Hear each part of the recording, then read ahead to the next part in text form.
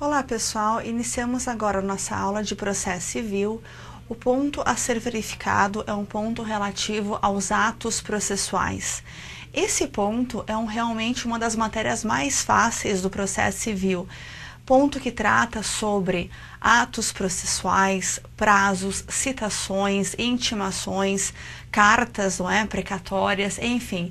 É um ponto, pessoal, que mais uma vez não traz um grau de dificuldade grande, mas que, contudo, é extremamente pedido em exame de ordem.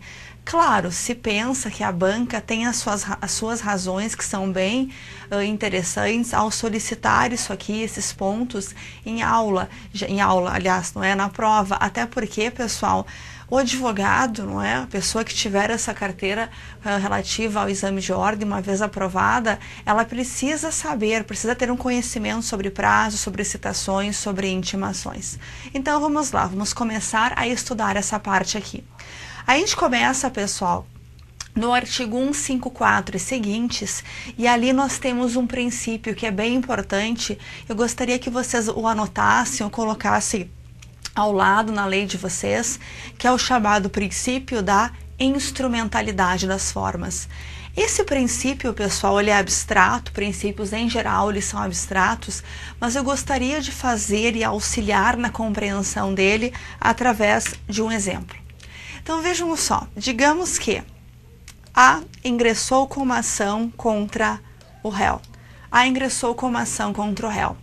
O A solicitou, pessoal, que o réu seja citado por oficial de justiça.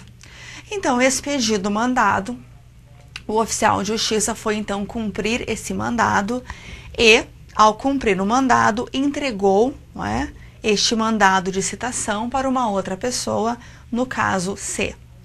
Pessoal, aqui nós temos neste momento um dos piores erros que pode haver no processo civil, que é um erro porque está ferindo o princípio da pessoalidade da citação. Só o réu pode ser citado, mas na verdade uma outra pessoa recebeu a citação. Então aqui nós temos um problema seríssimo com esse processo já no seu início. Ocorre que, digamos que C era esposa, pessoal, C era esposa de R, e o R, ao chegar em casa, lhe foi entregue então este mandado, E ele contratou um advogado e contestou, não tendo assim nenhum tipo de prejuízo. Vejam só, a forma não foi seguida. A forma é citar somente o réu, é assim que a lei manda.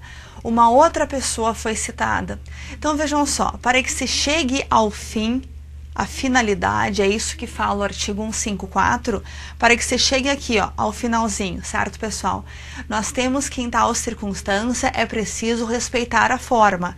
É isso que a lei fala. Ou seja, faça a citação do réu, não entregue para ninguém mais.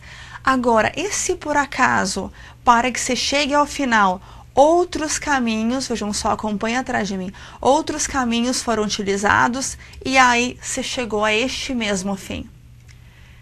Vejam só, e claro, esta pessoa, este réu, não teve nenhum tipo de prejuízo. Porque, pessoal, se por acaso o réu teve prejuízo, perdeu alguns dias com relação à sua contestação, à sua defesa, aí é uma outra história. Aí não é esse artigo aqui, veremos mais para frente. Por enquanto, o nosso réu recebeu a sua citação, não viu problema algum em uma outra pessoa receber, vejam só, a citação, contratou um advogado, contestou.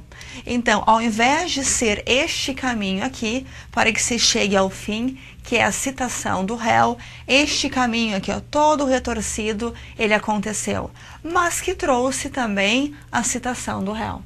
Não havendo prejuízo, não há problema algum, pessoal, vejam só, com relação a este processo. O réu contratou um advogado, fez a sua contestação e não alegou nenhum tipo aí de dano sofrido em relação a esse tipo de citação ter sido feita de tal maneira.